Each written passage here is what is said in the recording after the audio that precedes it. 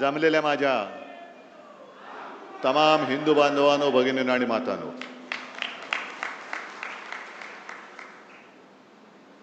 पावसाळ्याची नुकती सुरुवात होते. पावसाळा लांबला होता आणि आपण सगळे ग्रामीण भागातले आहात. अनेक जण इकडे शेतकरी असतील, आहेत का रे? तुम्हाला सगळ्यांना धन्यवाद देतो, कारण तुम्ही तुमची शेतातली कामं सोडून इथे आलात आणि पावसाळ्याची आपण वाटच बघत असतो. कारण एकदा का पाऊस पडला की नवीन कोंब फुटतात. तसा हा माझा पावसाळा आहे. सगळ्या कार्यकर्त्यांचा प्रेम हा माझा पावसाळा आहे. अनेक जण सडलेली पानं गेली तरी परत पाऊस पडतो आणि नवीन कोंब उगवतात.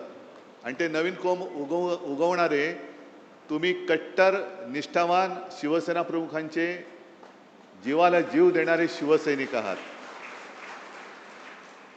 तसं पाहिलं तर आता शांत आहे. ए जरा कॅमेरामन जरा खाली बसला तर बरं. कॅमेरे सेट करा आणि प्लीज खाली बसा.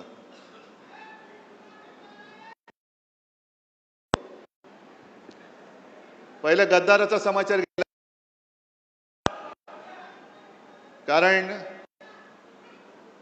कारण हे गद्दार काही वेळेला माझी चूक होते आणि म्हणून पहिला प्रथम माझं कर्तव्य आहे की माझ्या सांगण्यावरून जे तुम्हाला मी एक बुजगावणं दिलं होतं त्याला अक्षरशः रक्ताचं पाणी करून समोरून पावसाचा धबधबा पडत होता तरी देखील कशाची तमा न बाळगता तुम्ही निवडून दिलात. त्याच्याबद्दल मी तुमच्या सगळ्यांची तर माफी मागतोच, पण तमाम या यवतमाळ आणि वाशिम लोकसभा मतदारसंघातील मतदारांची माफी मागतो की तुम्ही केवळ आणि केवळ शिवसेना प्रमुखांचा चेहरा आणि माझा शब्द या भरोश्यावरती या गद्दाराला निवडून दिला होतात. पण आपण त्याला मतदान करताना बोटाला काळी शाई लावलीच, पण त्यांनी गद्दारी करून आपल्या विश्वासाला काळं फासलेलं आहे आणि याचा जाब विचारण्याचा अधिकार तुम्हाला आहे. जाब विचारला पाहिजे. शेवटी गद्दारांच्या कळपात गेला. आता गद्दारांचा कळप म्हणजे काय की एक 3-4 वर्षापूर्वी गद्दार शिरोमणी जो बसला तिकडे मिंदे, त्यांनी 40 आमदार फोडले आणि या विदर्भामध्ये जेव्हा बैल पोळा होता तेव्हा त्या बैलांवरती लिहिलं होतं 50 खोके एकदम ओके. आता मला सांगा, तेव्हा आमदाराचा भाव 50 असेल, 50 खोके, तर खासदाराचा किती असेल? म्हणजे हा एक धंदा झालाय. निवडून यायचं. असा शेतकरी, आता तू बोललास ना रे दादा, पीक विमा मिळालेला नाहीये, हमी भाव मिळत नाहीये, पण निवडून यायचं, आपला हमी भाव वाढवायचा आणि विकून टाकायचं सगळं काही. मी मुद्दामून एक क्लिप इकडे ऐकवणार आहे तुम्हाला की शेवटी फसगत कशी होते. एक मिनिट थांबा. हे गद्दार खासदार त्यावेळेला काय बोलले होते, कुठे गेले? थांबा. आणि जेव्हा हिंदू हृदय सम्राट वंदनीय बाळासाहेब ठाकरेंचं एक वाक्य मला आजही आठवते की मी वयाच्या 15व्या वर्षी शिवसैनिक झालो आणि त्यावेळेस त्यांनी मला ते कानावर आहे की जेव्हा कोणी संकटात असेल तेव्हा जात पात धर्म न पाहता त्याच्यासाठी आपण धावून गेलं पाहिजे. आज शिवसेना संकटात होती. माझी आई 83 वर्षाची होती. तिनं सुद्धा सांगितलं की शिवसेनेसाठी आपल्याला जायचं. थोडेसे गदगद झालेले आहात आईची आठवण काढून. तर आता आईची आठवण आलेली आहे. मला सांगितलं होतं शिवसेनेला सहकार्य करत, म्हणून आज मोठ्या प्रमाणावर त्या ठिकाणी आईचं स्वप्न तुम्ही पूर्ण करताय आणि म्हणून तुम्ही ठाकरेंबरोबर उभे राहिले. हो बिलकुल. ठाकरे साहेब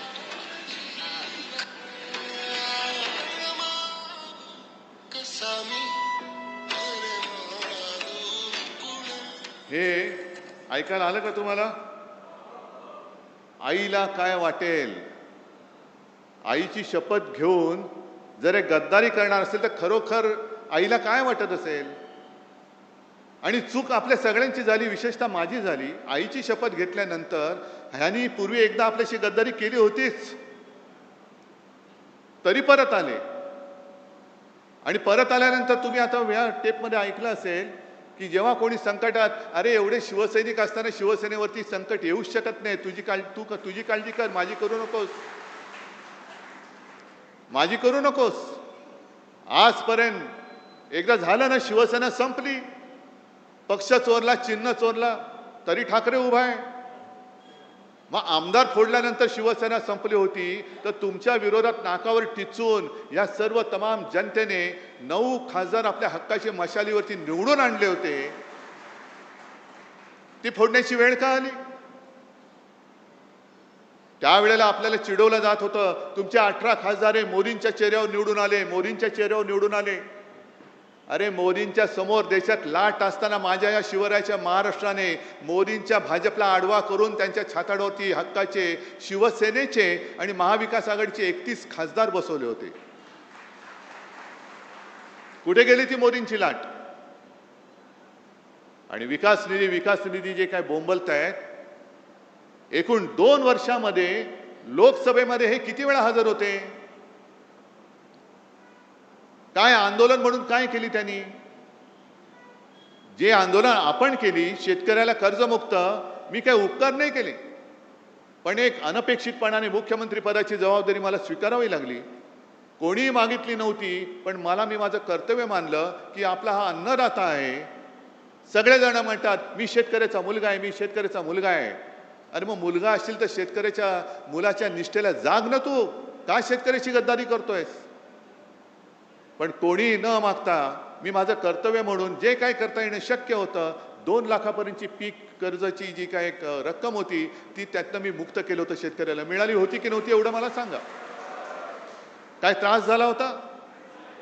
नाव काय, अमुक काय, तमुक काय, हे काय, जन्म कधी झाला, जन्म झाला की नाही झाला? अरे समोर उभा आहे तरी विचारतो जन्म झाला की नाही झाला? यांची फसवणूक करण्याची जी काय वृत्ती आहे ही सगळी गद्दार वृत्ती आहे. म्हणजे आता मी मध्यंतरी वाचलं, तुम्ही पण वाचलं असाल, आता आपल्याकडे ते SIR सुरू होत आहे. रेशन कार्ड, आधार कार्ड, पॅन कार्ड, आता पासपोर्ट, हे तुमचं भारतीय नागरिकत्वाचा दाखला धरला जाणार नाही. मग काय करणार? भाजपचं सदस्यत्व एवढंच तुम्ही धरणार? आम्ही नाही आहोत भाजपचं सदस्य, कारण हा भारतीय जनता पक्ष नाहीच आहे. असाच जर का वागला तर हा पाकिस्तान जनता पक्ष होतोय की काय, अशी आम्हाला तर चिंता वाटायला लागलेली आहे. कारण यांनी गद्दारी जी केलेली आहे, गद्दारी तुमच्या आमच्याशी केलीच. गद्दारी स्वतःच्या आई बरोबर केले, गद्दारी शिवसेनेबरोबर केले, गद्दारी तुमच्या बरोबर केले. आणि एवढंच नव्हे तर जो उल्लेख आता संजय राऊत यांनी केला, राम मंदिराच्या दानपेटीतले पैसे चोरले जात आहेत, चांदीच्या विटा चोरल्या गेल्या आहेत. शिवसेनेने देणगी दिली होती, तिचं काय झालं माहिती नाही. चांदीच्या विटा दिल्या होत्या, त्याचं काय झालं माहिती नाही. शिलापूजन, स्वतः शिवसेना प्रमुख गावोगावी फिरले होते, यवतमाळमध्ये सुद्धा आले होते. तिकडे सगळीकडे पूर्ण महाराष्ट्र शिवसेना प्रमुखांनी पिंजून काढला होता. राम मंदिर वही बनाएंगे, काय एक वातावरण झालं होतं. आणि तमाम हिंदूंना यांनी सगळ्यांनी साथ घातली होती. हिंदूंच्या भावनेशी गद्दारी करणारे हे भारतीय जनता पक्ष आहे. आज हा हिंदुत्वाचा अपमान आहे. ही गद्दारी शिवसेनेशी नाही, गद्दारी हिंदुत्वाशी केलेली आहे, गद्दारी या देशातल्या हिंदूंशी केलेली आहे. जाब फक्त या गद्दाराला विचारून नाही चालणार, जाब भारतीय जनता पक्षाला विचारावं लागेल. आपल्याकडे काय होते की जेवढ्याच तेवढं करून आपण विसरून जातो. ज्याप्रमाणे विधानसभेत आपलं सरकार यांनी पाडलं, गद्दारी करून पाडलं. 2.5 वर्ष तुम्ही राग तुमचा धुमसट ठेवला होता आणि तो राग त्यांना लोकसभेमध्ये दाखवून दिला. यांना काय वाटतंय की आता काही नसताना काही केलं तरी चालतंय. लोकांची स्मरणशक्ती किती आहे? किती आंदोलन करतील?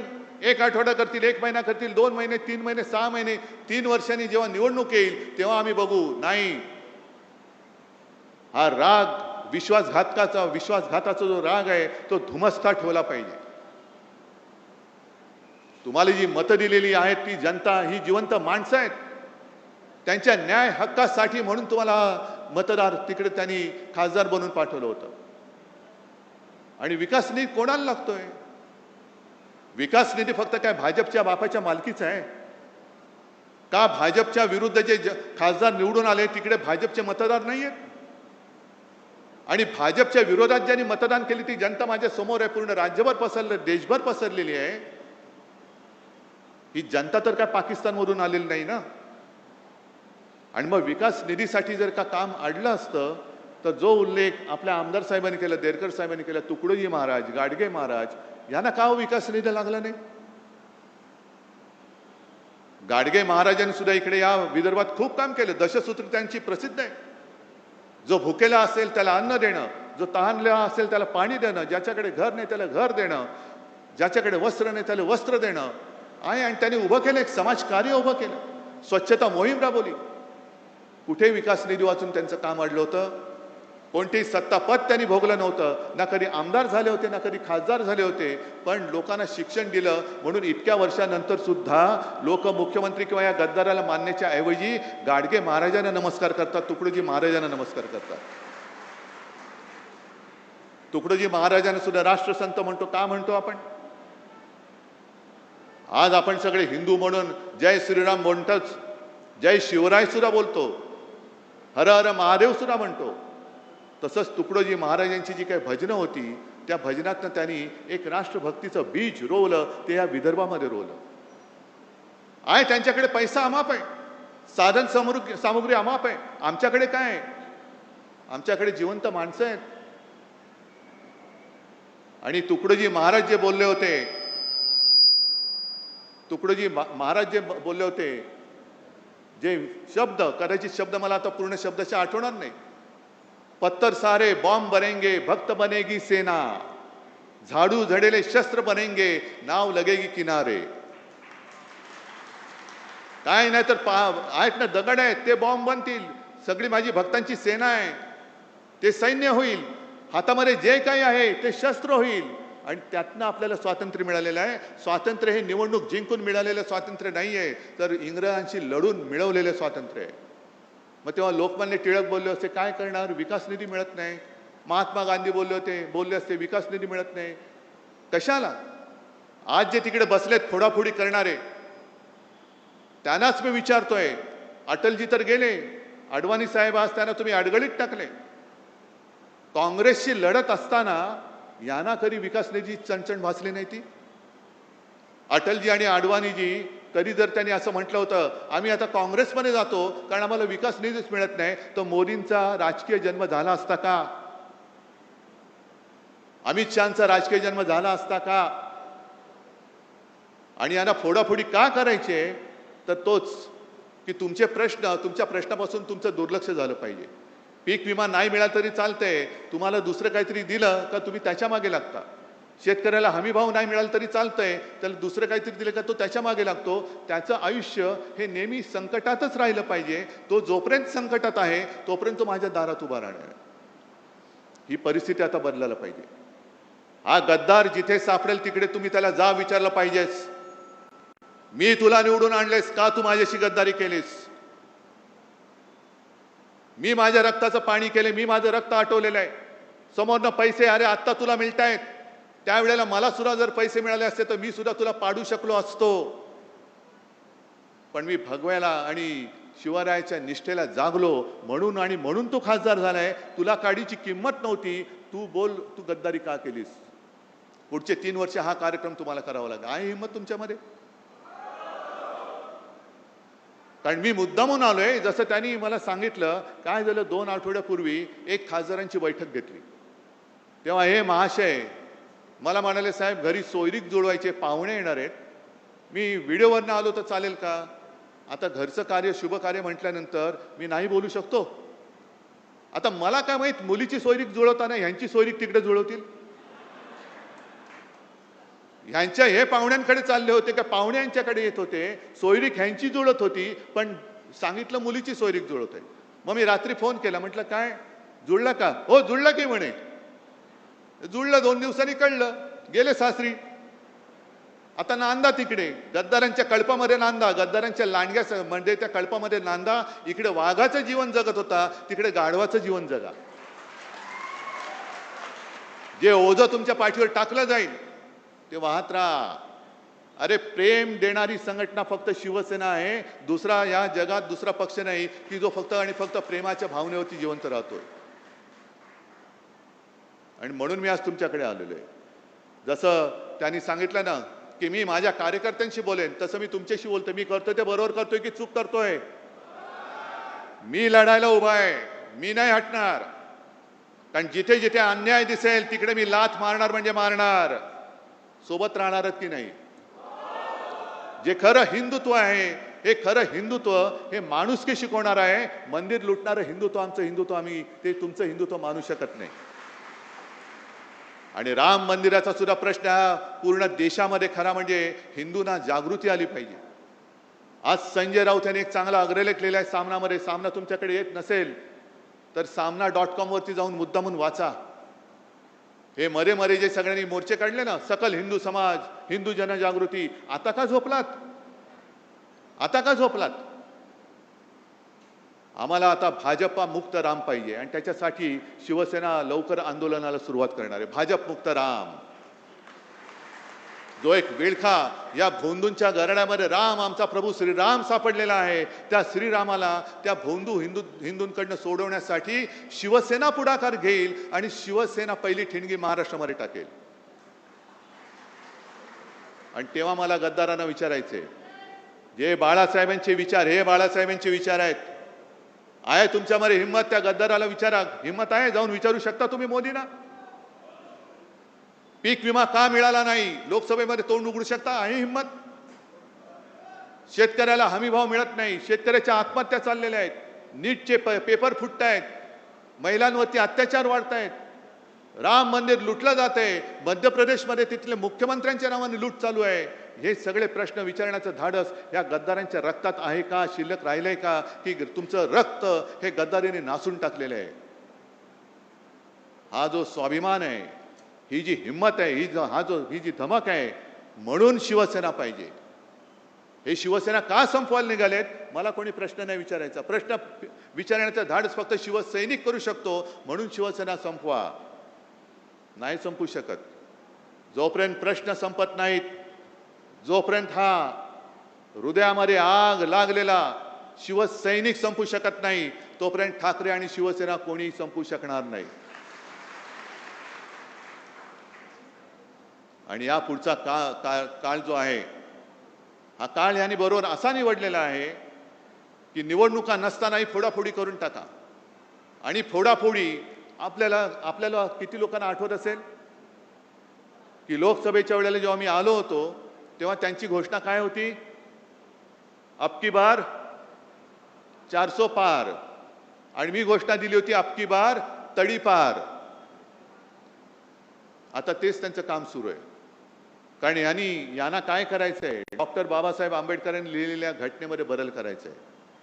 2/3 बहुमत 400 पार निवडणुकीत नाही झालं तर फोडाफोडी करून कर. आणि एकदा का संख्या झाली का मग घटना बदल, घटनेत पाहिजे तसे बदल करून टाक. समोर आहे कोण विचारायला? कारण सगळेच फोडलेले आहेत, सगळेच त्यांनी पक्षात घेतलेले आहेत. ही सगळी गुलामगिरीची राजवट आणि हुकुमशाहीची राजवट ही रोखण्यासाठी बाकी देश उठेल तेव्हा उठेल, पेटेल तेव्हा पेटेल, पण निदान साधू संतांची परंपरा लाभलेला, उगाच आपण बोलत नाही शाहू फुले आंबेडकर, छत्रपती शिवाजी महाराज, तो परंपरेला लाभलेला महाराष्ट्र हा जागा राहणार आहे की नाही आणि त्यांच्या समोर उभा राहून त्यांना प्रश्न विचारणार आहे की नाही, हा प्रश्न मी तुम्हाला विचारतोय. हे काम एवढं सोपं नाहीये. नुसतं गद्दार झाला म्हणून त्याला 4 शिव्या दिल्या नाही. त्यांनी गद्दारी का केली? तर तुमचं स्वातंत्र्य हिरावून घेण्यासाठी तो त्या गद्दारांच्या कळपात सामील झालेला आहे. तुमचं स्वातंत्र्य तुम्ही कोणाला असं हिरावून देणार आहात?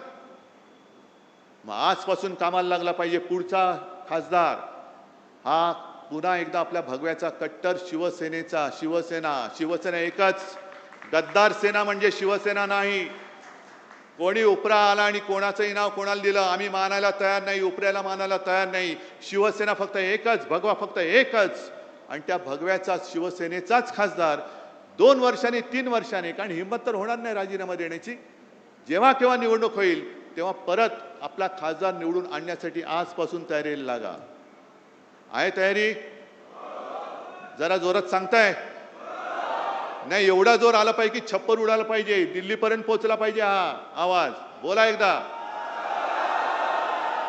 चला, तुम्हाला सगळ्यांना मी खास धन्यवाद देतो आणि नम्रपणाने सांगतो की जोपर्यंत तुम्ही माझ्यासोबत आहात तोपर्यंत मी कोणाला घाबरत नाही.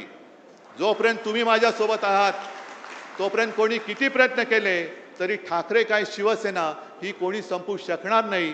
आणि तो विश्वास माझ्यात आहे आणि त्या विश्वासाच्या जोरावर या अन्यायाला तोडून फोडून टाकल्याशिवाय मी राहणार नाही. एवढं एक वचन मी आपल्याला देतो आणि आपली रजा घेतो. जय हिंद, जय महाराष्ट्र. सर्वांना विनंती आहे की कृपया आपापल्या जागेवर उभं राहायचं आहे. राष्ट्रगीत होईल. सर्वांनी आपापल्या जागेवर उभं राहायचं आहे. एक साथ सावधान हो गए. सावधान. राष्ट्रगीत शुरू करेंगे. शुरू.